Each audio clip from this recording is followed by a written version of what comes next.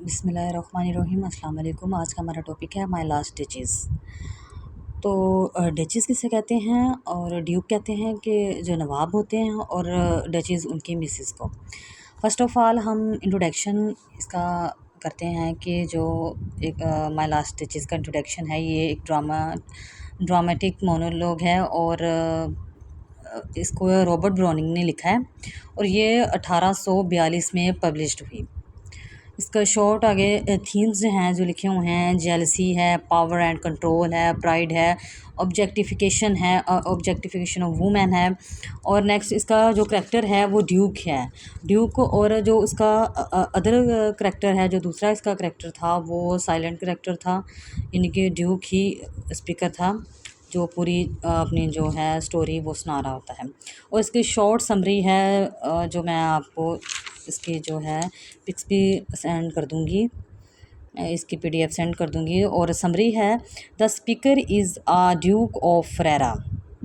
और ये जो फ्रेरा का ड्यूक था, नवाब था फ्रेरा का, उस वो कहता है कि वो एक विज़िटर आता है उनके घर, तो उसे कहता है कि अपनी बीवी की जो उससे अपनी बीवी की तस्वीर दिखाता है जो एक वॉल पे लगी होती है, दीवार पे लगी होती है, और जो बीवी उसकी जो अब इस दुनिया में नहीं होती उसके बारे में वो बताता है।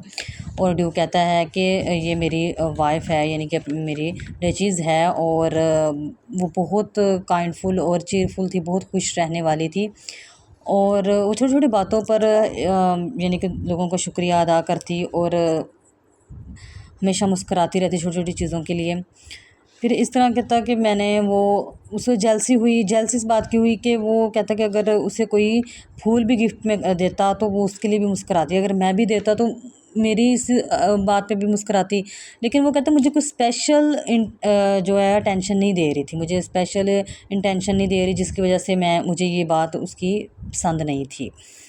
और फिर उसने कहा कि मैं बहस तो उसके साथ कर ही नहीं सकता था, क्योंकि मैं तो ये उसके साथ कोई बहस करना अपना समझता था कि ये मेरी यानी कि वो है बेइज्जती है, इस वजह से वो उसने नहीं उसके साथ बहस नहीं की, बल्कि उसे जो है वो उसकी इस अदात की वजह से वो इतना तंग था कि वो इतनी काइंडनेस से हर एक से मुस्कुरा के बात करती है, इतना अच्छे तरीके से बात करती है, और हर एक को जो ट्रीट करती है वो इक्वल करती है, यानी कि मैं हूँ उसके सामने तो वो मुझे भी उसी तरह ट्रीट करेगी।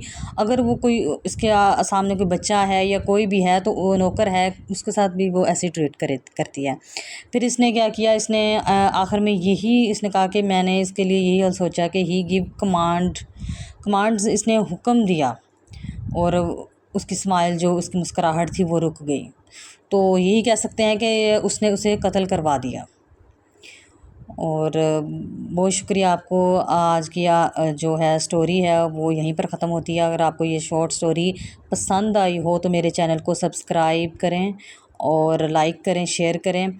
और नेक्स्ट इंशाल्लाह ताला आपको डेली बेस पे कोई ना कोई स्टोरी जो आपको डिफरेंट स्टोरीज़ आपको मिलती रहेंगी, और इसी तरह शॉर्ट समरी में और थीम और इसके करैक्टर्स और इस शॉर्ट इंट्रोडक्शन के पर आपको मिलती रहेंगी। और अल्लाह हाफिज़, अपना ख्याल रखिए।